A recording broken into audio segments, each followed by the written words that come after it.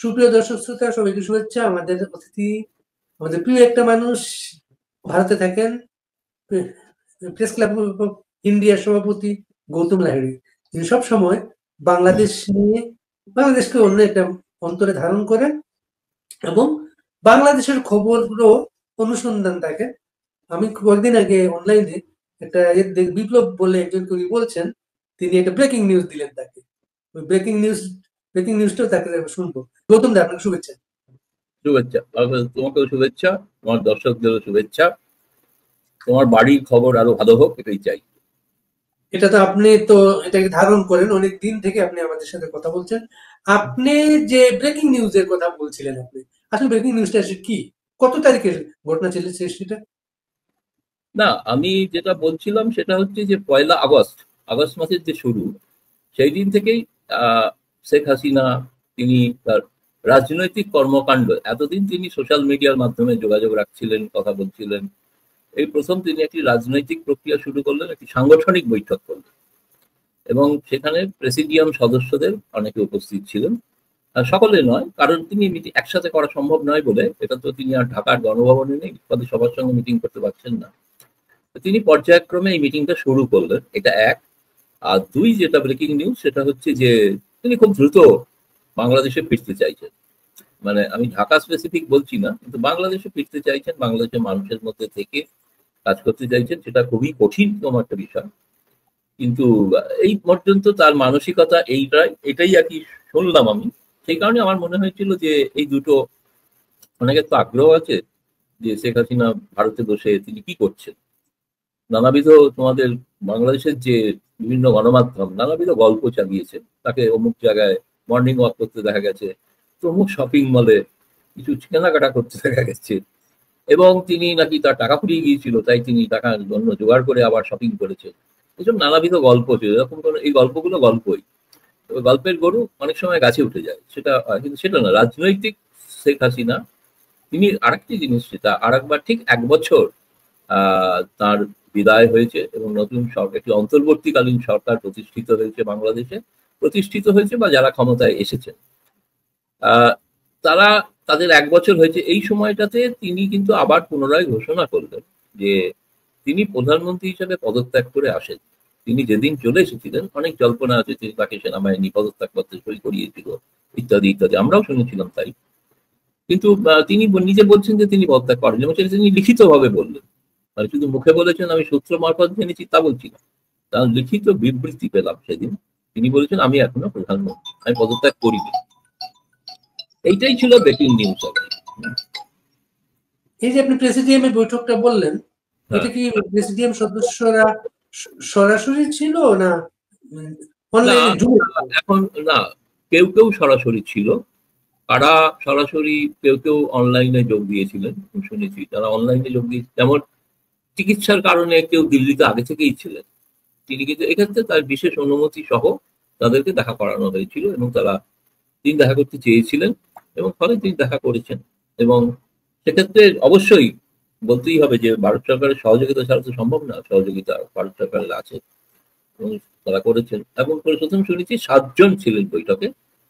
Presidium সদস্যের মধ্যে তো একজন মারা গিয়েছেন, মতিয়া চৌধুরী, আর আরেকজন, তিনি তার কোনো আমি জানি না, হদিশ নেই, লিটন ভাই, তিনি রাজশাহীর মেয়র ছিলেন, তো তার খবর জানি না তিনি কোথায়। এই মিটিং এ ওবেদুল কাদের কিন্তু ছিলেন না। ওবেদুল কাদেরের সঙ্গে শুনেছি পরে বৈঠক হবে, বাদ বাকি আরো বৈঠক আগামী সপ্তাহে, একটা 8টা বৈঠক হওয়ার কথা আছে। এটাও একটা বলতে পারো ব্রেকিং নিউজ, যে একটি বৈঠকেই সীমাবদ্ধ নয়। আসলে এই বৈঠকগুলো থেকে যেটা মনে হয়, আগামী দিনের রাজনৈতিক রণনীতি শেখ হাসিনা তৈরি করছেন, কিভাবে তিনি বাংলাদেশের রাজনীতিতে আবার সক্রিয় ভূমিকা পালন করবেন। এটা কি আগস্টের 1 তারিখে না আগে? এটা না, আগস্টের 1 তারিখ, একদম ঠিক আগস্ট মাসে, অ্যাকচুয়ালি প্রথম দিন। প্রেসিডিয়াম সদস্য আমরা যতটা জানি ভারতে, যিনি আছেন জাহাঙ্গীর কবির নানক, তিনি কলকাতায় থাকেন। এর বাইরে প্রেসিডিয়াম সদস্য ভারতে কে আছেন আমরা স্পষ্ট না, কিন্তু না, স্পষ্ট নয়, কিন্তু যারা যুক্ত হয়েছিলেন এদের মধ্যে বাহাউদ্দিন নাসিম যুক্ত হয়েছিলেন, এদের সঙ্গে যুক্ত হয়েছিলেন ধরো এসিফ কামাল, সুরজিৎ নন্দী, সুজিত নন্দী সুজিত নন্দী আরেকজন তিনি মুক্তিযোদ্ধা মন্ত্রী ছিলেন তিনি, এবং আরেকজনও ছিলেন। ফলে এইটা আমি কিন্তু খুব নিশ্চিত নই যে এর মধ্যে কারা মানে ভিডিওর মাধ্যমে যুক্ত হয়েছিলেন, কারা ফিজিক্যালি যুক্ত। কিন্তু ফিজিক্যালি যুক্ত হয়েছিলেন দিল্লিতে, এবং আমার সঙ্গে দেখাও হয়েছে, আমি সেটার নাম বলছি না কার সঙ্গে দেখা হয়েছিল, কিন্তু সেটা দেখা হয়েছিল বলেই এটা জানতে পেরেছিলাম। এবং তারা চাইছিলেন যে একটু মিডিয়া আউটরিচ করতে, মিডিয়ার কাছাকাছি পৌঁছতে। তার আগে তো তুমি জানোই যে আমাদের জাতীয় প্রেস ক্লাব অফ ইন্ডিয়াতে একটা নিউ ইয়র্কের হিউম্যান রাইটস ওয়াচ সংগঠন একটা প্রেস কনফারেন্স করেছিল আর কি, তাদের ঘোষণাও দিয়েছিল করবে বলে, সেখানে আওয়ামী লীগের কিছু নেতা মন্ত্রী উপস্থিত হওয়ার কথা ছিল, কিন্তু উপস্থিত হননি আওয়ামী লীগের নেতা মন্ত্রীরা এই কারণেই যে তারা মনে করেছেন ওই সময় বাংলাদেশে একটা ভয়াবহ বিমান দুর্ঘটনা ঘটেছিল, শোকের পরিবেশ বাংলাদেশে। এই অবস্থায় রাজনীতি করাটা সঠিক মনে হয় না, সেই কারণে তারা নেতৃবৃন্দ উপস্থিত হননি। কিন্তু হিউম্যান রাইটস ওয়াচের যিনি প্রেস কনফারেন্স করেছিলেন, যে প্রেস কনফারেন্সটা ভারতের বিভিন্ন গণমাধ্যমে প্রকাশিত হয়েছে, প্রচারিত হয়েছে নানাভাবেই, কেউ প্রকাশ করেছেন যে আওয়ামী লীগ শেষ পর্যন্ত প্রেস কনফারেন্স করতে পারলো না, ব্যর্থ হলো। কেউ আবার সঠিক একটা পুরো কি ঘটেছিল প্রেস কনফারেন্স তার একটা পুরো ঘটনাটার একটা বিবরণ দিয়েও রিপোর্ট করে, যেমন দিল্লির খুব বিশ্বাসযোগ্য সংবাদপত্র দ্য হিন্দু, সেখানে খুব রিপোর্ট হয়েছিল যে তারা কি বলতে চাইছেন, হিউম্যান রাইটস ওয়াচ কি নিয়ে কি সেদিন বললেন, সেটা পুরো ভার্বাটিম রিপোর্ট হয়েছিল। এবং যেটা আমার মনে হয় সেটাই সবচেয়ে বিশ্বাসযোগ্য ক্রেডিবল রিপোর্ট হয়েছিল। আপনি যে নামগুলা বললেন তাদের কেউ কেউ যুগ্ম সাধারণ সম্পাদক, কেউ কেউ সাংগঠনিক সম্পাদক। যেমন এস.এম. কামাল হোসেন, তিনি কিন্তু সাংগঠনিক সম্পাদক। বাহাউদ্দিন নাসিম প্রেসিডিয়াম সদস্য না, প্রেসিডিয়াম সদস্য শুধুমাত্র এখানে জাহাঙ্গীর কবির নানক। আর মুক্তিযোদ্ধা মন্ত্রী হচ্ছেন মোজাম্মেল হক মুক্তিযোদ্ধা মন্ত্রী। তিনি ভারতে কোথায় আছেন আমরা স্পষ্ট না, কারণ তিনি এখন পর্যন্ত কোনো মিডিয়ায় আসেন নাই, তিনি এখন মিডিয়ায় আসেন নাই। তার বাড়িতে, গাজীপুরের বাড়িতে হামলা হচ্ছিল, হামলা হওয়ার সময় এলাকার লোকজন সেখানে প্রতিরোধ গড়ে তুলেছিল। প্রতিরোধ গড়ে তুলতে গিয়ে বাংলাদেশে একটা গ্রেপ্তার অভিযান হয়, অপারেশন ডেভিল হান্ট নামে। ওই ঘটনাটার পরে গ্রেপ্তার অভিযান হয়, এবং যারা হামলা করতে গিয়েছিল তাদেরকে নয়, যারা প্রতিরোধ করতে গিয়েছিল তাদেরকে গ্রেপ্তার করা হয়। এটা বাংলাদেশে বেশ বড় একটা আলোচিত ঘটনা সেটা। আর একটা ব্যাপার আপনি বললেন যে একটা লিখিত স্টেটমেন্ট, এটা কি প্রধানমন্ত্রী হিসেবে শেখ হাসিনা সিগনেচার করেছেন এখানে? হ্যাঁ, এই স্টেটমেন্টটা যেখান থেকে প্রচারিত হয়েছে সেটা ভেরিফাই করেছিলাম আমি। এখানে একটা শেখ হাসিনার সেক্রেটারিয়েটও আছে, ঠিক আছে, একটা সচিবালয় আছে ছোটখাটো। সেই সচিবালয়ের কিছু কিছু লোকের সঙ্গে আমাদের যোগাযোগ আছে। তো তারা জানিয়েছিলেন আমাকে, যখন এটা পাঠানোর পর এটা ভারতের কোনো কোনো গণমাধ্যম ছাপেনি যেত না, এটা ইংরেজিতে লেখা একটা বয়ান সেটা আছে, এবং তাতে শেখ হাসিনার বিবৃতি বলে এটা দেওয়া হয়েছিল। এবং এটাকে তারা ডিনাই করছে, কারণ তাতে এমন কিছু নেই যে তাতে ডিনাই করার মতো কিছু থাকবে। তাতে বাংলাদেশের বর্তমান পরিস্থিতি কি, কিভাবে সরকার চলছে, সাধারণ মানুষের কি দুর্বিষহ অবস্থা, সেক্ষেত্রে। এবং কয়েকদিন শেখ হাসিনা তো একটি কোনো টেলিগ্রাম যে গ্রুপ আছে, সেই গ্রুপের সভাতে প্রায় একই কথাই তিনি করেছেন। ফলে কথার মধ্যে খুব ফাঁক আছে বা কোনো পার্থক্য আছে এরকম একটা কিছু পাইনি। ফলে এটাকে ধরে নিচ্ছি যে আমি প্রকৃত অর্থে জেনুইন স্টেটমেন্ট, এই আর কি। এটা কি স্বাক্ষর করা ছিল বিবৃতিটা? বিবৃতিটা আমার কাছে তো হোয়াটসঅ্যাপে এসেছিল, কিন্তু আমি নিজে ভেরিফাই করেছি তার সচিবালয় থেকে। এই সচিবালয় জানিয়েছে ইয়েস, এটা জেনুইন স্টেটমেন্ট। আপনার হোয়াটসঅ্যাপে কারা পাঠিয়েছেন, সচিবালয় থেকে না অন্য কোথাও? অন্য একজন থেকে পেয়েছিলাম আমি, তারপরে জানতে চেয়েছিলাম এটা সঠিক কিনা, বলছে সঠিক। তারা অন্য কাউকে পাঠাচ্ছিল আর কি, ভারতের কিছু মিডিয়াকে পাঠিয়েছিল, এবং সেই মিডিয়া থেকেও আমার কাছে এসেছিল, ভারতের প্রথম সারির দৈনিক গুলোকে গিয়েছিল সেই। শেখ হাসিনা এই যে আপনি বলছেন বাংলাদেশে ফিরে আসতে চান, শেখ হাসিনা কিন্তু এইরকমই, শেখ হাসিনাকে যারা জানেন তিনি কিন্তু এইরকম নেচারের, কিন্তু যেমন 1/11 সময় উনাকে যখন লন্ডন থেকে আসতে দেওয়া হচ্ছিল না, ওনার টিকিট কনফার্ম করা হচ্ছিল না, তিনি কিন্তু একদম জোর করে এসেছিলেন। এবং তখন যখন আসেন তখন বিলাত থেকে আওয়ামী লীগের কিন্তু একদল নেতা তার সাথে এসেছিলেন বাংলাদেশে। এখানে আসার পরে সেই নেতারা ব্রিটিশ সিটিজেন, তারা সিলেটের একটা বাড়ি থেকে গ্রেপ্তার হন এবং শেখ হাসিনা যখন আসেন পরবর্তীতে উনি গ্রেপ্তার বরণ করেছিলেন এখানে এসে। কাজেই শেখ হাসিনা আবার আসতে পারেন, এটা অনেকের কাছে অবিশ্বাস্য মনে হলো, এটা তার নেচার কিন্তু সেটা পারমিট করে সেটা।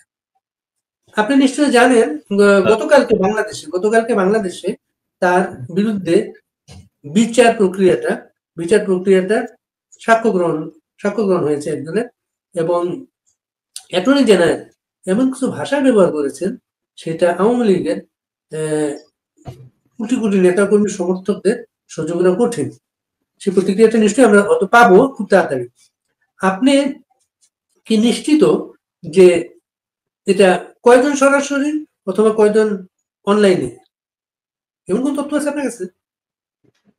না, এই তথ্যটা গোপন থাকাই ভালো। এই তথ্যটা প্রকাশিত হওয়া শেখ হাসিনার নিরাপত্তার ক্ষেত্রে এবং সেই সব নেতাদের নিরাপত্তার ক্ষেত্রে এটা একটা বিঘ্ন ঘটাতে পারে। কারণ এই যেখানেই তারা থাকুন, মানে বাংলাদেশের বাইরে, সেখানে যে খুব নিরাপদে থাকবেন বা তাদের উপর এখানেও আক্রমণ হবে না এমন কিন্তু নয়। হতেই পারে চোরাগপ্তা আক্রমণ, যদি গোটা বাংলাদেশে যে মব জাস্টিস চলছে তার কিছু প্রতিফল এখানে ঘটলেও ঘটতে পারে। একজন দুজন সন্ত্রাসী তারা একটা হামলা করলে তাদের তো 1 মিনিট লাগে হামলা করতে, তাই না? তবে সে কারণে আমার মনে হয় নিরাপত্তার কথাটা বিবেচনা করেই তাদের এই হদিশ কলকাতা, আগরতলা, গুয়াহাটি কি লন্ডন, এটা না প্রকাশ করাটাই তাদের নিরাপত্তার পক্ষে ভালো বলে আমার মনে হয়, এবং শেখ হাসিনার পক্ষেও এটা ভালো। আপনি যাদের নাম বলেছেন, যাদের সাথে বৈঠকটা হয়েছে, তাদের একজনকে আমি গত সপ্তাহে যোগাযোগ করেছিলাম। তিনি কিন্তু এখনো কিন্তু আমাদের সাথে অনলাইনে যুক্ত হন নাই, এখন পর্যন্ত যুক্ত হন নাই, ফোনে আলাপ হয় বিভিন্ন সময়। তখন আমি জিজ্ঞেস করলাম, সবাই তো কথাবার্তা বলছেন, আপনি বলবেন কবে? তখন বলবেন হ্যাঁ খুব তাড়াতাড়ি বলবো। তখন আবার জিজ্ঞেস করলাম আমি কি আজকালকে চেষ্টা করব? বলে না, শনি রোববার পরে আমি যোগাযোগ করবো। শনি রোববার চলে গেছে, আজকে সোমবার। পরবর্তী বৈঠকের কোনো ধারণা আছে আপনার? আমি এদের থেকেই শুনেছি যে এই ধরুন আগামী সপ্তাহে এরকম একটা বলা হয়েছে টেন্টেটিভ, সেই সপ্তাহটা আগামী শনিবারে তো 9 তারিখ, তার মধ্যে কিনা বা তার পরের সপ্তাহে কিনা সেটা এখন নিশ্চিত নয়। একটা অর্থাৎ যেটা মধ্যে সিদ্ধান্তটা দিনটা বড় নয়, সময়ও বড় নয়, বড় হচ্ছে রাজনৈতিক সাংগঠনিক বৈঠক শুরু হলো এবং সাংগঠনিক বৈঠকের প্রক্রিয়াটা পর্যায়ক্রমে হবে এবং পর্যায়ক্রমে হওয়ার পরে তারপরে তিনি হয়তো এই ব্যাপারে একটা সুচিন্তিত সিদ্ধান্ত কিছু নেবেন এবং যেটা সকলের সঙ্গে আলোচনার ভিত্তিতেই নেবেন। এই আলোচনাটা করে তিনি তথ্য সংগ্রহ করছেন, মতামত নিচ্ছেন এবং কিন্তু সেটা কিন্তু অনির্দিষ্টকাল না, সেটা আমি বলছি খুব দ্রুত নেবে, হয়তো আগস্ট মাসের মধ্যেই নেবে, 31শে আগস্টের মধ্যে হয়তো নিতে পারে। তো এই সময়টার মধ্যে তিনি খুবই সাংগঠনিক নানা ধরনের বৈঠক করবেন বলে আমি জানি। এখন এই বৈঠকের মধ্যে একমাত্র ওই মুক্তিযোদ্ধা মন্ত্রী ছাড়া আর কোনো মন্ত্রী কিন্তু ছিলেন। আপনি বৈঠকে যারা ছিলেন আপনি উল্লেখ করেছেন তাদের সাথে আপনার কন্ট্যাক্ট হয়েছে, যোগাযোগ হয়েছে, তো ওই বৈঠক সম্পর্কে তারা কোনো তথ্য দিয়েছেন আপনাকে? না, তারা প্রথম তথ্য তো তারা দিয়েছেন বলেই তো আমি বলতে পারছি। সেটা হচ্ছে তারা তথ্য দিয়েছেন যে যেটা ওই বিবৃতিতে লেখা আছে সেটা সম্পূর্ণ সত্য। তো সেই কথাটা তিনি নেতাদেরও বলেছেন, যে কথাগুলি তিনি লিখিতভাবে বলেছেন সেই কথাগুলি তিনি এই নেতাদেরও বলেছেন। 1, 2 হচ্ছে প্রত্যেক নেতার তাদের একটা অনুভব হয়েছে তারা যেন ঢাকাতে প্রধানমন্ত্রী বাসভবনে বৈঠক করছে এবং তারা ভারত সরকারের যে ব্যবস্থাপনা তার ভূয়সী প্রশংসা করেছে, তাকে যে ধরনের নিরাপত্তার মধ্যে রাখা হয়েছে তার প্রশংসা করেছে এবং তাদের মনে হয়েছে যে তারা নিজেরা যতটা মুষড়ে পড়েছিলেন, যতটা ভেঙে পড়েছিলেন বা যতটা হতাশগ্রস্ত, নেত্রীকে দেখে তা মনে হয় তিনি আজও যেন তিনি ক্ষমতাচ্যুত কিন্তু তার মেজাজ তিনি সেই প্রধানমন্ত্রী শেখ হাসিনাই আছেন এবং মেজাজটা তার প্রধানমন্ত্রী, এটাই বলতে চাইছি। ফলে তিনি কিন্তু ওদের বলেছেন যে তোমরা কিন্তু কেউ হয়তো একটু আবেগপ্রবণ হতে চাইছিল, তিনি বলেছেন এটা আবেগের সময় নয়, আবেগ দেখানোর সময় নয়, এটা বাংলাদেশের মানুষ কষ্টে আছে, ফলে তাদের কাছে কিভাবে আমরা আবার একটা অসাম্প্রদায়িক সরকার প্রতিষ্ঠা করে দিতে পারি সেই লক্ষ্যেই আমাদের কাজ করা দরকার, সেই লক্ষ্যেই এগোনো দরকার। ফলে এখন এটা একটা কঠিন চ্যালেঞ্জ। আর তিনি বলেছেন এটাও আর একটা কথা যে বাংলাদেশে এই ঘটনাটা যে প্রথম ঘটেছে এমন না, বাংলাদেশের ঘটনা তো ঘটেছে 71 থেকে 75-এর পর, 75-এ বঙ্গবন্ধু হত্যার পর টানা 91 পর্যন্ত একটা সেনা শাসন, সেনা সমর্থিত শাসন চলেছে। তারপরেও আবার আহ, ক্ষমতা আহ, গণতান্ত্রিক সরকার, তথাকথিত গণতান্ত্রিক সরকার প্রতিষ্ঠিত হওয়ার পরেও আবার সেনা শাসন হয়েছে। সেই সেনা শাসন সেনা সমর্থিত সরকার দীর্ঘ সময় ধরে ছিল ক্ষমতায়, তাদেরকে হঠাৎ মাঠে নেমে আন্দোলন করতে হয়েছিল। সেই আন্দোলনে করার পরিপ্রেক্ষিতে সেই সরকার নির্বাচন দিতে বাধ্য হয়েছিল, এবং সেই নির্বাচনে কেয়ারটেকার সরকারের অধীনে নির্বাচন, যেটাকে বাংলাদেশে এখন পর্যন্ত আমি বলছি 75-এর পরবর্তী সময়ে সমস্ত নির্বাচনের মধ্যে সব থেকে নিরপেক্ষ, অবাধ বলে বলা হয়। বিদেশি সংবাদ মাধ্যমরা তারা স্বীকার করেছিল যে, টাইম ম্যাগাজিনের একটা কথা আমার মনে আছে, যেটা সেই সময় আমার কাছে রয়েছে, সেটা আমি আমার বইতেও আমি লিখেছি, হয়েছিল অবাধ নিরপেক্ষ নির্বাচন হলে বাংলাদেশে আওয়ামী লীগকে হারানো সম্ভবই না। তাদের কারণ একটা দেশের স্বাধীনতার সঙ্গে জড়িয়ে আছে তো এই দলটি। তার অর্থ কি, এই ভারতে তো স্বাধীনতার সঙ্গে যুক্ত ছিল জাতীয় কংগ্রেস, তারা কি পরাস্ত হয়নি? পরাস্ত হয়েছে। কিন্তু স্বাভাবিক নির্বাচন হলে তাদের এখনো যে জনসমর্থন আছে, সেই জনসমর্থনটা এত প্রবল যে সেই নির্বাচনে হওয়ার পর থেকে একটানা ক্ষমতায় থেকেছেন শেখ হাসিনা। তবে সেই সেনা সেই ক্ষমতার মধ্যে তাকে বহুবার আক্রমণের মুখে পড়তে হয়েছিল, নানা সংখ্যা দেখা দিয়েছিল, বিদ্রোহ হয়েছিল। বাংলাদেশের চক্রান্তটা, তুই বলে চক্রান্ত বা ষড়যন্ত্র, এটা তো মানে নতুন ইতিহাস নয়, এটা ঘটতেই থাকে, ঘটে। তিনি সেই ইতিহাসগুলোর কথাই বলেছেন। সুতরাং আবার যে ভবিষ্যতে এটা বদলাবে না, অর্থাৎ তিনি এক কথায় বলেছেন যে 5ই আগস্ট যে আবার হবে না এমন কোনো কারণ, 5ই আগস্ট আবারও হতে পারে, পুনরাবৃত্তি করতে পারে, অন্যভাবে করতে পারে, গণতন্ত্রের পক্ষে 5ই আগস্ট করতে পারে। একটা তথ্য আছে, তিনি তার এই বৈঠকের আগে বা পরে তার পরিবারের সদস্যদের সাথে তার একটা গেট টুগেদার হয়েছে। এই ব্যাপারে কোনো তথ্য আছে আপনার কাছে? না, সেটা গেট টুগেদার বলতে যখন ঈদের সময় তিনি মিলিত হয়েছিলেন পরিবারের সঙ্গে। তার পুত্র ছিল, কন্যা ছিল, আপনার তার বোন ছিল, রেহানা ছিলেন। সেগুলো তো ঈদের একটা ঈদ পালনের ব্যাপার ছিল আর কি, সেটা তো অন্য হিসেবে। আর এই সময়ের মধ্যে হ্যাঁ, কিছু পরিবারের সদস্যের সঙ্গে তার কথা হয়েছে, পরে হয়েছে। আপনি যেটা তুমি যেটা বলতে চাইছো পরে হয়েছে, আমার কাছে খবর ছিল আগেই হয়েছে। ফলে সেটার একটা বড় কারণ ছিল, সেটা হচ্ছে যে তিনি আহ মানে খুবই মরিয়া হয়ে উঠেছিলেন যে তিনি আর এখানে থাকতে চাইছেন না, তিনি ফিরতেই চাইছেন। বন্দী হলে হব, আবার যাবো, এরকম। তো সেইটা তার পরিবারের সকলের সঙ্গে একটা আলোচনা করে পরামর্শ করতে চাইছেন যাওয়াটা কতটা সঠিক। কারণ উনি যখন, তুমি যে উদাহরণটা দিয়েছিলে যে লন্ডন থেকে তিনি ফিরে আসার পর ডিবেটটা, আজকের পরিস্থিতি সেরকম। কারণ তখন জনমানুষটা তদানীন্তন সেনা সরকারের বা সেনা সমর্থিত সরকারের বিরুদ্ধে ছিল। আজকে কিন্তু আওয়ামী লীগের বিরুদ্ধে একটা জনরোষ আমরা দেখেছি, অন্তত যেটা তো অস্বীকার করার কোনো উপায় নেই। আমরা দেখেছি সেটা একটা সরকার দীর্ঘকাল থাকলে তার একটা ইনকামেন্সি হয়, সেটা ছিল।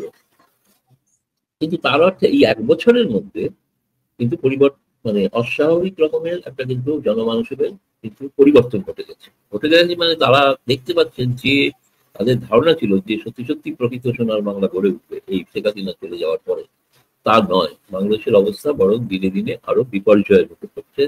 সাধারণ মানুষ, ধনিক সম্প্রদায় সবচেয়ে ক্ষতিগ্রস্ত হয়ে আছে। আর নেতা নেত্রীদের কি অবস্থা সে আপনারা সবসময় জানেন, তাদের তো দেখতে পাচ্ছি, প্রকাশ্যে দেখতে পাচ্ছি, তারা ভালোই আছেন, বড় বড় বাড়ি চড়ছেন। একসময় টিউশনি করে চালাতেন, এখন বড় বড় গাড়ি চড়ছে। তো ফলে তারা তো খারাপ নেই, তারা ভালোই আছে। কিন্তু সবাই কি ভালো আছে? সবাই ভালো।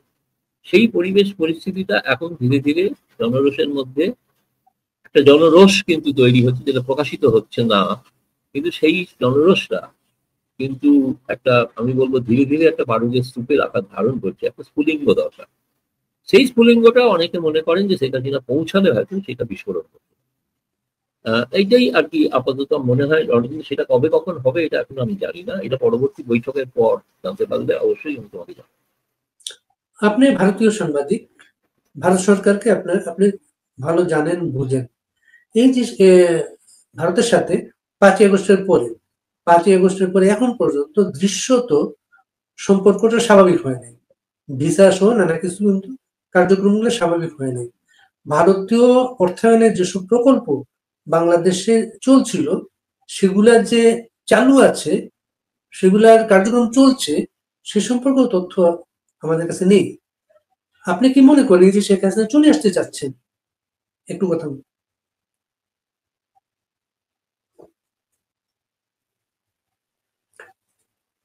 আপনি কি মনে করেন শেখ হাসিনা চলে আসতে চাচ্ছেন? ভারত সরকারের সাথে আওয়ামী লীগের সম্পর্ক কি 5ই আগস্টের পরে যে আস্থার জায়গাটা, আশ্রয়ের জায়গাটা, আতিথেয়তার জায়গাটা তৈরি হয়েছিল, সেটা কি এখনো সচল আছে? না দেখুন, দেখো, প্রথম কথা তিনি ভারত সরকারের আশ্রিতা। ভারত সরকার তাকেই ব্যবস্থা করে, বললাম নেতারা যে তাকে যে বলেছেন যে কিভাবে তিনি আছেন, সেটা ঠিক বলে যে একজন প্রধানমন্ত্রীর প্রোটোকল নিয়ে তিনি আছেন। ফলে ভারত সরকার মুখে নাই ঘোষণা করুক যে তিনি প্রধানমন্ত্রী, তাকে প্রধানমন্ত্রীর সমান মর্যাদা দিয়েই রাখা হবে। তিনি যদি কোনো কারণে যদি তিনি দেখা করতে চান, ধরো তুমি দেখা করতে এলে, তো একটা প্রধানমন্ত্রীর বাসভবনে যেতে গেলে যেরকম প্রোটোকল মানতে হয় তাই প্রোটোকল মানতে হবে। মোবাইলটি জমা রেখে যেতে হবে, সবই সেই প্রোটোকল কিন্তু আছে, সেই প্রোটোকল মেনেই করতে হবে। এক, দুই হচ্ছে এতগুলো যে বৈঠক হচ্ছে বা নেতারা যে আছেন, সেটা কি ভারত সরকার জানা নেই? ভারত সরকার তো জানা আছে। ভারত সরকার যদি বলতে পারতো না যে একদম খবরদার এসব করা যাবে না, তা তো নয়, করা তো চলছে, মিটিংগুলো হচ্ছে, প্রশ্রয় তো আছে, প্রশ্রয় আছে আপনি যদি বলেন। কিন্তু একই সঙ্গে কিন্তু বর্তমান ইউনূস সরকারকে যে টোটালি ওই ওই সমস্যাটা যেটা কথা উল্লেখ করেছো, ভিসা বা ইত্যাদি বিষয়, সেটা আছে, জটিলতা আছে, বন্দরগুলো স্বাভাবিক নয়, সেখানে স্থলবন্দর দিয়ে বাণিজ্য আমদানি রপ্তানি কমে গেছে, হচ্ছে না, এটা ঠিকই। কিন্তু কিছু কিছু জিনিস যা কিন্তু সম্পর্কটা একেবারে যে বিচ্ছিন্ন করে রাখা আছে তাও কিন্তু নয়। তুমি হয়তো জানো, আমি বলেওছি অন্য জায়গায়, বাংলাদেশের বর্তমান যিনি নতুন নিযুক্ত হয়েছেন হাই কমিশনার রিয়াজ হামিদুল্লাহ, তিনি পশ্চিমবঙ্গ সফর করেছেন, পশ্চিমবঙ্গে মমতা বন্দ্যোপাধ্যায়ের সঙ্গে বৈঠক করেছেন। তিনি এই সপ্তাহটা তিনি উত্তর পূর্বাঞ্চল, যে উত্তর পূর্বাঞ্চলকে আমাদের মহামান্য প্রধান উপদেষ্টা ল্যান্ডলক বলেছিলেন, তিনি সেই ল্যান্ডলক উত্তর পূর্বের 7টি রাজ্য, 7 সিস্টার্স ঘুরে এসেছেন। 7 সিস্টার্সটা আমি বলছি, কিন্তু 7 সিস্টার্সে যাননি, কিন্তু তিনি গিয়েছিলেন মেঘালয়, তিনি গিয়েছিলেন আসামে, তিনি গিয়েছিলেন ত্রিপুরায়। সেখানকার মুখ্যমন্ত্রী, রাজ্যপাল তাদের সঙ্গে বৈঠক করেছেন, থিঙ্ক ট্যাঙ্কের সঙ্গে বৈঠক করেছেন। বহুবিধ, তার যদি টুইটার অ্যাকাউন্ট খুলে রাখো দেখতে পাবে বহু চমৎকার চমৎকার তিনি ছবি পোস্ট করেছেন, কিভাবে তাকে আতিথেয়তা দেওয়া হয়েছে, কিভাবে তাকে সম্বর্ধনা দেওয়া হয়েছে।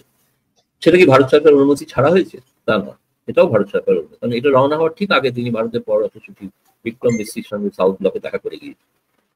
আগামী কয়েকদিনের মধ্যে তিনি ভারতের পররাষ্ট্রমন্ত্রীর সঙ্গেও বৈঠক করতে পারবেন বলে আমি শুনছি। এবং বাংলাদেশের আরেকটি দল বিএনপি, তারা এখনো পর্যন্ত আমি বলবো গোপনে যোগাযোগ রাখে, এখনো প্রকাশ্যে নয়। কেউ কেউ এসছিল নদী, আসেননি তা না, এসেছিল। তো ফলে ভারত সমস্ত অপশন প্রায় বলতে পারো যে ভারতের দিক থেকে খুলে রাখা আছে। একটি নির্দিষ্ট দলকে ক্ষমতায় বসিয়ে দেওয়া হবে এমন কোনো ব্যাপার না, কিন্তু যে ঘটনাটা ঘটছে বাংলাদেশে সেটা খুবই কিন্তু চিন্তাজনক। সেটা হচ্ছে জঙ্গিবাদ প্রশ্রয় পাচ্ছে, জঙ্গিবাদ মাথা চুড়ে দাঁড়াচ্ছে, জেলে আটক যারা ছিল তারা ছাড়া পেয়েছে। এগুলো ভারতের নিরাপত্তার পক্ষে খুবই চিন্তাজনক বিষয়। কয়েকদিন আগে মিয়ানমার বর্ডারের সীমান্তে বেশ কিছু জঙ্গি শিবিরকে ভারত সেনাবাহিনী ধ্বংস করেছে। উলফা বিবৃতি দিয়ে জানিয়েছে তাদের 3জন নেতা নিহত, সেকেন্ড ইন কমান্ড নিহত। প্রথম যিনি পরেশ বড়ুয়া, তিনি কোথায় কেউ জানেন না, তিনি এখনো সম্ভবত পলাতক। কিন্তু আপনাদের মহামান্য সরকার, বাংলাদেশের সরকার তাকে যথেষ্ট সম্মান দিয়েছেন, তার ফাঁসির আদেশটিকে যাবজ্জীবনে রূপান্তরিত করেছেন, হয়তো আগামী দিনে জামিনও দিতে পারে। ফলে তখন হয়তো ঢাকার ময়দানে আমরা পরেশ বড়ুয়াকেও দেখতে পাবো, আশা করছি, যদি এই অবস্থা চলতে থাকে। কেয়ারটেকার সরকার দীর্ঘায়িত হওয়ার থাকার একটা প্রবণতা বাংলাদেশে আছে, অতীতেও ছিল, এখনো দেখা যায়। ফলে বাংলাদেশের অদ্ভুত বিষয়, সংবিধানে যা লেখা আছে তা, কোরআনে যা লেখা থাকে তা মানা হয় না, সংবিধানে যা লেখা থাকে তাও মানা হয়। কোরআনে লেখা আছে সুদের ব্যবসা করা যাবে, সুদের ব্যবসা হয়। ব্যাংক আছে, ব্যাংক অবশ্যই ইউজ করেনি, আগে থেকেই আছে। ইউনুস তো শুদ্ধি শুরু করেছিল না তার কাজ। ফলে এগুলো তো, সুতরাং এগুলো ভাবের ঘরে চুরি, আমি বলি ভাবের ঘরে চুরি। ধর্মকে সামনে রেখে ধর্মের আড়ালে যাবতীয় অধর্মীয় কাজ, অপোরাণীয় কাজ করা হয়ে থাকে। আপনাদের কর্মকর্তাকে রেসের মাঠে দেখা যায়, রেস খেলতে কলকাতায়, এবং গর্বের সঙ্গে বলেন আমার ঘোড়া জিতেছে। জানি না কোরআনে এর অনুমতি আছে। কোরআনের কথা বাদই দিলাম, আমি কোরআনের পণ্ডিত নই, মোল্লা নই, বলতে পারবো না, মৌলবী, এটা আপনারা ভালো বলবেন। কিন্তু সংবিধানে লেখা আছে কেয়ারটেকার সরকার কতদিন থাকতে পারে? যে সংবিধানে যতদিন লেখা থাকার কথা তার চেয়ে কি বেশি সময় নেই? সেটা বলতে পারেন যে সুপ্রিম কোর্টের অনুমোদন নিয়ে হয়েছে। আচ্ছা, সুপ্রিম কোর্টের অনুমোদন নিয়ে একটা কেয়ারটেকার সরকার কার্যত অন্তর্বর্তী নাম দিলেও আসলে কেয়ারটেকার সরকার। তো কেয়ারটেকার সরকারে তো কেয়ারটেকারের মতো কাজ করা হবে, অর্থাৎ দৈনন্দিন কাজকর্ম যাতে চলে, সরকারি অফিস যাতে খোলা থাকে, সরকারি কর্মচারীরা যাতে বেতন পান, বাকি ব্যবসা বাণিজ্য যাতে স্বাভাবিক থাকে, সেটা দেখা কেয়ারটেকার সরকারের কাজ। কেয়ারটেকার সরকার নির্বাচিত সরকারের মতো কাজ করছেন আমি দেখতে পাচ্ছি। বিদেশ সফর করছেন, বিদেশি চুক্তি করছেন। কেয়ারটেকার সরকারের এমন ঘটনা কোথাও আজও দেখা যায়।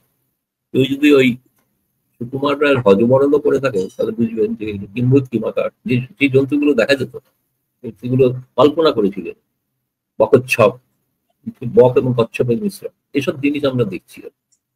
ফলে এটা বাংলাদেশের মানুষকেই সিদ্ধান্ত নিতে হবে, এটা ভারত জোর করে কিন্তু চাপিয়ে দিতে পারে।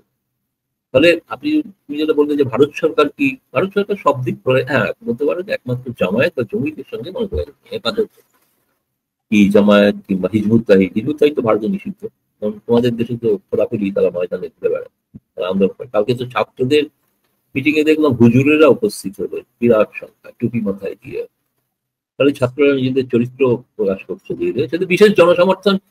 একটা জিনিস এই কথাটা জোর দিয়ে আমার কালকের উপলব্ধি যেটা, সেটা হচ্ছে যে 5ই আগস্টে শেখ হাসিনার 24 সালে শেখ হাসিনার বিরুদ্ধে ঐক্যবদ্ধ একটি জনতার তথাকথিত জনতার আন্দোলন দেখেছিলাম 1 বছর আগে সেই আন্দোলন কিন্তু দ্বিধা বিভক্ত, আপাতত 3 ধারায় বিভক্ত হয়ে গেছে, একটা ছাত্রদের, একটা বিএনপি, একটা জামায়াত, কেউ কারোর মুখ দেখাতে দিচ্ছে। ফলে এটা একটা জানি না এটা ইংলিশ সরকারের রণনীতি কিনা যে এদিকে বিভক্ত করে রাখা, ডিভাইড অ্যান্ড রুল ব্রিটিশদের পলিসি ছিল। তো এখন সেরকম কিনা যায় না, সেই কারণে হয়তো তিনি বলছেন নির্বাচন ঘোষণা দেবেন 5 তারিখে। তো ছাত্ররা একটা যেটা দিয়েছে, ঘোষণা দিয়েছে, সেটা তো ইস্তাহার, সেটা ভোটে জিতলে তারা ওইটা করবে, কিন্তু এখনো তো তাদের পার্টির এখনো নিবন্ধন হয়, হয়তো হয়ে যাবে। কিন্তু তারা যে চাইছেন জোর করে শাপলা তাদের প্রতীক দিতে হবে, শাপলা তো জাতীয় ফুল, জাতীয় ফুল কারোর কি কোনো নির্বাচনী প্রতীক হতে পারে? এটা হয় না। অন্য কিছু তারা চাক, অন্য কিছু নিশ্চয়ই দিয়ে দেবেন নির্বাচন কমিশন। এটা আমরা 24-এ দেখেছিলাম, আজকে 25-এ সেটা দেখা যাচ্ছে না। সেই ঐক্যবদ্ধ চেহারা নেই, সেই মিটিং গুলোতে সেই ধরনের বিপুল জনসমাবেশ হয়েছে তাও নয়, যে ছবিগুলো দেখেছি। ছাত্রদল আলাদা একটা মিটিং করেছে শাহবাগে, এবং সেখানে কিছু লোকজন হয়েছিল, এটা ঘটনা। আগামী এরপরে তো 5 তারিখে ঘোষণার পর জুলাই সনদটাও তো মানে বাস্তবায়ন করতে গেলে পার্লামেন্ট লাগবে, তাই না? পার্লামেন্ট মানে নির্বাচিত এমপি লাগবে, তাছাড়া তো ওটা করা যাবে না। ঘোষণার জন্য ঘোষণা হলো, কিন্তু সেই ঘোষণায় সবাই একমত হয়েছেন কি হয়নি সেটা এখনো ক্লিয়ার নয়। অর্থাৎ যে ঘোষণাপত্রটা জারি হবে সেই ঘোষণাপত্রটা সর্বসম্মতিক্রমে হবে, নাকি সেখানে নোট অফ ডিসেন্ট থাকবে, অর্থাৎ বিরোধিতা কোথাও করবো সেগুলোও থাকবে, সেগুলো কোনো স্পষ্ট না। 8ই আগস্ট যেহেতু ইউনূস দায়িত্ব নিয়েছিলেন, সেদিন তিনি জাতির উদ্দেশ্যে ভাষণ দেবেন এরকম একটা শুনছি। ফলে 8ই আগস্ট পর্যন্ত অপেক্ষা করতে হবে, হয়তো সেই দিন তিনি নির্বাচনের সময়সীমা, নির্বাচন তো তিনি বারবার বলছেন যে ফেব্রুয়ারি, একবার এপ্রিলও বলে ফেলেছিলেন, যে ফেব্রুয়ারিতে এখন ঠিক করছে।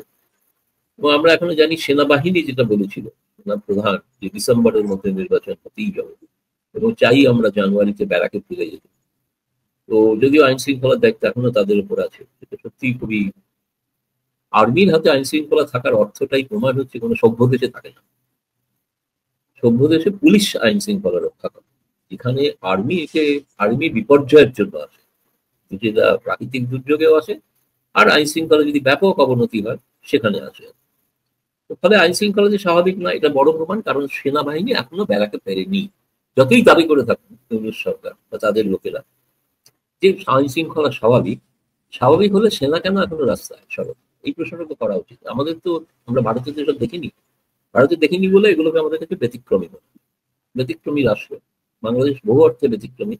এবং সত্যি সত্যি আমি বলবো যে বাংলাদেশের রাজনৈতিক অবস্থা নিয়ে, যে পট পরিবর্তন নিয়ে এবং গবেষণার প্রয়োজন আছে, এবং গবেষণা করা প্রয়োজন। এরকম বিচিত্র দেশ কোথাও নেই। আর কিছু কিছু আছে যেগুলোকে ব্যানানা রিপাবলিক বলা হয়, সেসব দেশ আছে, কিছু আফ্রিকার কিছু কিছু দেশে হয়তো আছে, কিন্তু আফ্রিকাও তো এখন সভ্য হয়ে গেছে অনেকটাই, এবং তাদের সব দেশে গণতন্ত্র, তারা গণতান্ত্রিক পথেই তারা নির্বাচিত সরকার হন। সেনা শাসন যেখানে আছে খুবই কম, একমাত্র দক্ষিণ এশিয়াতেই আমরা দেখি, বা দক্ষিণ পূর্ব এশিয়া, যেমন মায়ানমারের হাতে এখনো সেনাবাহিনী। বাংলাদেশে তা নয়, কিন্তু সেরকম যেন না হয়। আর যাই হোক, এটা বলবো যে এই পরিস্থিতিতে মানে একটা মানে এখনো প্রায় কোনো পরিস্থিতি কোন দিকে, আমার মজার কথা মনে পড়ে গেল যে একবার বাংলাদেশে ঢাকায় গিয়ে ভোটের সময় জিজ্ঞেস করেছিলাম আমাদের এক কৃষককে, চাচা কি বুঝছেন হাওয়া কোন দিকে? বলে হাওয়া তো চতুর্দিকে। এখানে বাংলাদেশে এখন হাওয়া হচ্ছে চতুর্দিকের হাওয়া, সেই কৃষকের কথা আমার মনে পড়েছে। হাওয়া চতুর্দিকে মানে কোন দিকে, একটা নির্দিষ্ট দিকে বলছেন, এটাই বাংলাদেশ। কালকে আপনি ঢাকার যে সমাবেশগুলো বলেছেন, দুই সমাবেশের মূল আওয়াজটা ছিল, এমনকি বিএনপি মহাসচিব মির্জা ফখরুলও বলেছেন শেখ হাসিনাকে তারা আর রাজনীতি করতে দেবেন না বাংলাদেশ। মির্জা ফখরুল বলেছেন, এবং সরকারের একজন উপদেষ্টা ফরিদা, যিনি ফরাদ মাজারের পার্টনার, তিনি বলেছেন শেখ হাসিনার বিচার শেষ না হওয়া পর্যন্ত বাংলাদেশে নির্বাচন হতে পারে না, বা বিচারটা শেষ না করে তারা ক্ষমতা ছাড়তে পারেন না। ঠিক কথাই, ঠিক কথা। আরো একটা কথা একজন বলেছে, ছাত্র নেতা, কোনো একটি দলকে সরিয়ে আর একটি দলকে ক্ষমতায় আনার জন্য আমরা বিদায় বিপ্লব করি। সেটা ভুলে যাওয়া যাবে না। সেটা খুব মানে খুবই চমৎকার কথা।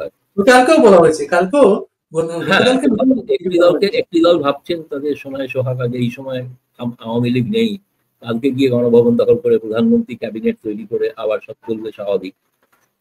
কারণ ওই যে একটি দলকে সরিয়ে আর একটি দলকে ক্ষমতা দেওয়ার জন্য বিপ্লব হয়নি, এটা জুলাই বিপ্লবের মূল নির্যাস। এটা মাথায় রাখা দরকার বাংলাদেশের সব রাজনৈতিক রাজনৈতিক অর্থাৎ একটা অরাজনৈতিক ব্যবস্থা গড়ার জন্য জুলাই বিপ্লব।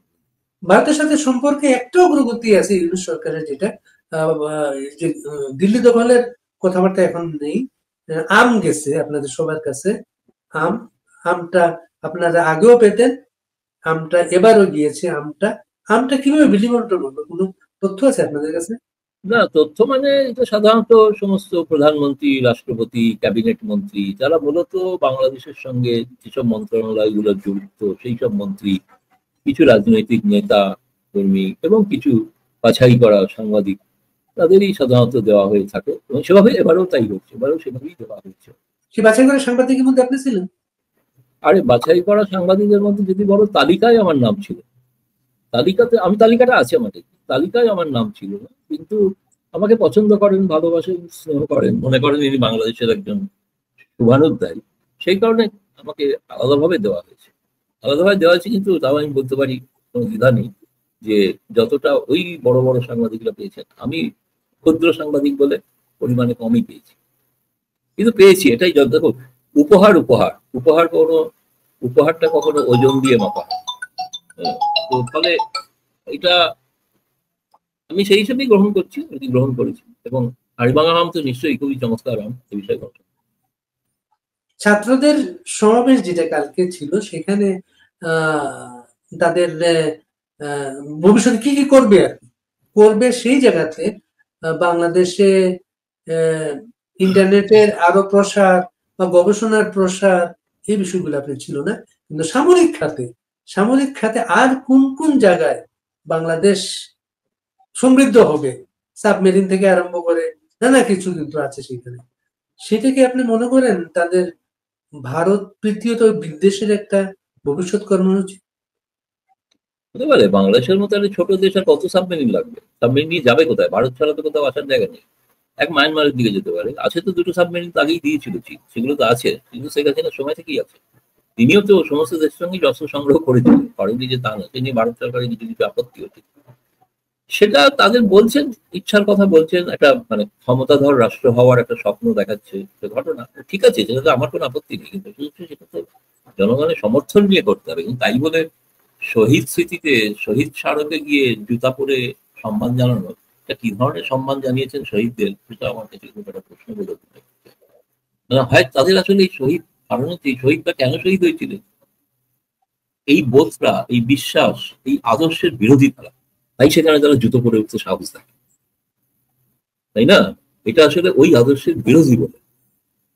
এখন এটা বাংলাদেশের মানুষ যদি মেনে নেন তো মেনে নেবেন, সেক্ষেত্রে আমাদের কি করার আছে? করণীয় কিছু নেই। কিন্তু ছাত্ররা যেটা করেছেন সেই ধরনের তো আমি দেখলাম না, যে ব্যাপক কাতারে কাতারে লাখ লাখ লোক গিয়ে হাজির হয়েছে তাদের জন্য, তাও তো দেখলাম না। আবার বৃষ্টি পড়লে অনেকে ভয় পালিয়েও গেছে, বৃষ্টি হচ্ছিল দেখে। কিন্তু ওই যেগুলো ঘোষণা হয়েছে সবই ঠিক আছে। রাজনৈতিক কর্মকাণ্ড 1 বছর পরে যেটা করেছেন সেটা তারা আমার থেকে ভালো বুঝবেন যে ভোটের ময়দানে দাঁড়ালে কতটা ভোট পাবেন, সেটা আশা করি কালকে পরিষ্কার। এই জন্য ভোটটা তাদের কাছে খুব প্রাম্য নয়, ভোটটা খুব অগ্রাধিকারের বিষয়। গৌতম লাহিড়ী, আপনাকে অনেক ধন্যবাদ, অনেক সময় নিলাম আপনার।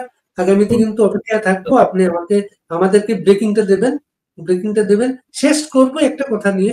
আপনি হিন্দু, ভারতে খুবই বিশ্বাসযোগ্য একটা মিডিয়া, হিন্দু রিপোর্ট আসলে কি বলা হয়েছে সর্বশেষ আওয়ামী লীগকে নিয়ে?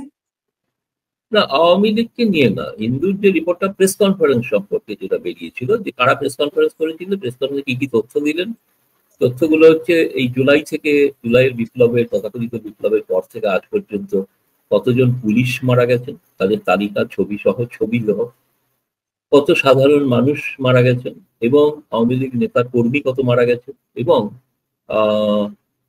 কি বলে কত সাংসদ জেলে আছেন, 800-র উপরে সাংসদ জেলে আছেন, তাদের একটা তালিকা ছবি সহ প্রকাশ করা হয়েছিল। সেই তথ্যগুলো দিতে আর গতকাল একটা তথ্য আর একটা এসছে, প্রকাশিত হয়েছে যে 600-র উপরে সাধারণ মানুষ, যে হিন্দু মুসলমান সবাই আছে, তাদেরকে কিভাবে নৃশংসভাবে মব জাস্টিসের দ্বারা খুন করা হয়েছে। এই তথ্যগুলো তো কালকেই দেখলাম যে সিপিজে, জার্নালিস্টদের যে আন্তর্জাতিক সংগঠন, তারাও একটা বিবৃতি দিয়েছে সাংবাদিকরা কিভাবে। আমি জানি না, কালকে আমাকে বিবিসি থেকে ফোন করেছিল, ওরা কিছু রিপোর্ট করেছে কিনা আমি এখনো দেখিনি। তো ফলে এই যে বর্তমান একটা মাটিতে মুখ লুকিয়ে বাস্তব অবস্থাকে অস্বীকার করে কোনো লাভ হয় না। লাভ হয় না, কারণ রাজা যদি বলে, তাতে উলঙ্গ রাজা যে বল কাহিনী, রাজার গায়ে কাপড় নিয়ে রাজা জানেন না, তিনি মনে করছেন রাজ পোশাক পরে আছে। তা তো নয়, বাস্তব পরিস্থিতি তো সবাই জানতে পারে, জানে, সেটা চেপে রাখা যায় না বেশি। সেটাকে একটা মিথ্যার মোড়কে চেপে রাখা যাবে না, না তো ধর্মের মোড়কে চেপে রাখা যায়, কোনোভাবেই চেপে রাখা যায়। একটা অসাম্প্রদায়িক বাংলাদেশ ভারত চায়, শান্তিপূর্ণ, সমৃদ্ধশালী এবং সকলকে নিয়ে অন্তর্মুখী একটা সমাজ ব্যবস্থা, সেটা ভারত দেখতে, সেটা ভারতের স্বার্থের জন্য, এটাই বলে শেষ। অনেক ধন্যবাদ, ভালো থাকবেন। আমাদের সাথে এতক্ষণ যারা ছিলেন সবাইকে শুভেচ্ছা। গৌতম লাহিড়ীকে আমরা আগামীতে আবার সময় নিয়ে তার সাথে কথা বলবো। শুভকামনা।